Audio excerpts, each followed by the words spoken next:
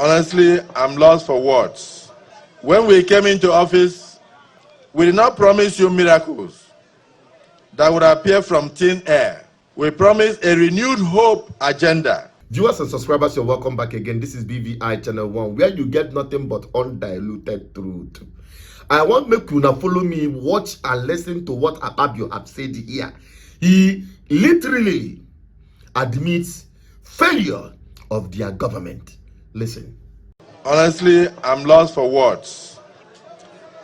Let me just tell you a secret. When I was coming on the road, I took up newspaper to read. And as I was reading, the newspaper was not shaking. I said, this is a fantastic job.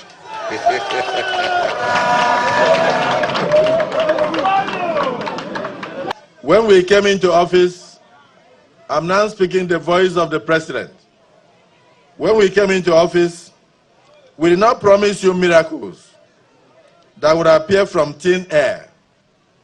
We promised you structural, calculated, and deliberate progress. We promised a renewed hope agenda that will touch the lives of every Nigerian citizen, not just in economic statistics, but in the reality of their daily struggles. Today we are here witnessing that hope made tangible in concrete and asphalt by the FCT administration under the leadership of Mr. Project. When it became necessary to construct the second runway of the Nnamdi Azikiwe International Airport, a project vital to our national security and economic expansion, the original inhabitants of this area willingly surrendered their ancestral lands. They sacrificed for the collective good of the entire nation. And for this, I salute this community. Meanwhile, for years, the paradox remained. These patriotic communities gave up land for airplanes to fly. Yet they had no motorable roads for their own feet and their own vehicles and motorcycles. They were cut off from the Federal Capital Territory and from the very airport they gave up their lands to witness. Let me state this clearly. No citizen should be made a victim of national development. When the Honorable Minister of the Federal Capital Territory, Barrister Nyesom Wike, Commander of the Order of the Niger, brought this matter to my attention, my directive was clear and unequivocal.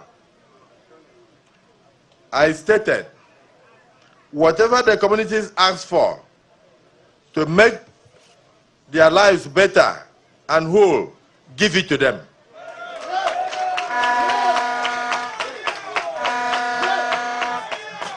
My administration will not only take from the communities, we will build the communities. We shall also replace, and we will also elevate the standard of living of the communities. Good. You heard him right? Before you start arguing with your ancestors and start typing nonsense on the comment section, is it what he said? Did he say that? You people are just saying things just for saying sake. Upon everything, I will not be explaining everything to some people whom their mumuna factory fitted, especially those of them that have been sent by APC to disorient people on this platform and platforms like this, speaking the truth and exposing them. Now, to what Akpabio said, for him to say that they promised Nigerians hope and not miracle, what does that mean to you? If it is not an admittance of failure, you are saying, oh, you promised us hope, not miracle. That what you are doing is futuristic. Which futuristic? Tell me what futuristic you are getting by making Nigerians more impoverished while you are living in luxury. Tell me what hope have we had in the past 3 years? You promised that, okay, by the way, what is the meaning of hope? Hope is things that we are yet to see, things that we are imagining, things that we are looking forward to, things that we are looking up to, that will happen in the future for our own good. Now, with the trajectory of this government, is it the hope of being in perpetual indebtedness? The kind of borrowing we are seeing in this country, we have not seen it before in the history of this country. Even in their so-called claim of removing subsidy and the governors receiving humongous amount of money from the federal account, yet they devalued Naira and made it worthless.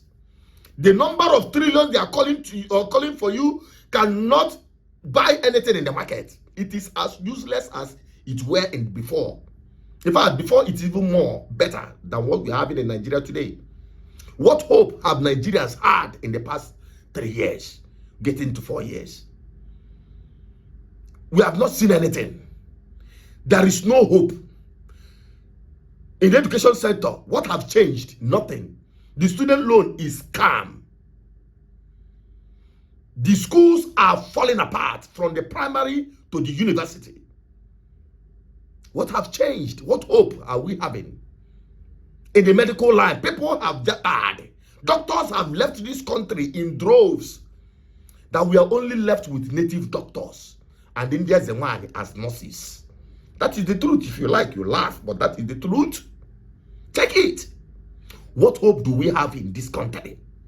That you are trying to renew. That is even the most painful part of it. Trying to renew our hopelessness. Because that is what we are facing today. And you are here telling us you only promised us hope. What hope? What have we seen in the past 3? We are hoping that by now that we have 24 hours electricity, or at least 20 hours electricity. Electricity would have improved. As I'm talking to you, I am burning fuel right now in power generator. Solar panel is now luxury. And the Tinubu is renewing the hope. Which hope? Living in darkness? Akpabio. It is just an admittance of failure for you to say you only promised us hope. Yes, of course. So we shouldn't hold you responsible with what is happening in Nigeria now. With how the economy have been bastardized and battered. No, nobody should blame you. After all, it's only promise. You promise hope. An age hope. You can't hold hope. You can't hold. We can't hold you on anything. After all, you only promised us hope. And you want to renew the promise of hope or hopelessness. And that is where the Nigerian people comes in.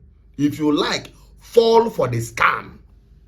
If they put it in their tongue, that makes you act like fools to rig these people back again into power. Because there is no way in a normal election that these people will be in corridors of power. There is no way that can happen. If not you Nigerians that are being used to rig elections. You that are the ones that are being used to carry ballot buses. Do all manner of shenanigans during elections for them. Whether as an INEC official, political thug, security agency, and the rest of them, including those in court. Okuneke go for mansion. We are waiting for you people. 2027 will not be business as usual. I will continue speaking it because that is how we are saying it, and people were calling me all manner of names. Today, I'm not going to say much because the one of 2027, 2023 is just a child's play, just introductory. You see the real game. Well, I'm an advocate for good governance and I will stick to that. My name is Asuchonot Peters, your advocate for good governance. Help me share this video to everyone. I'm signing out. Bye-bye for now.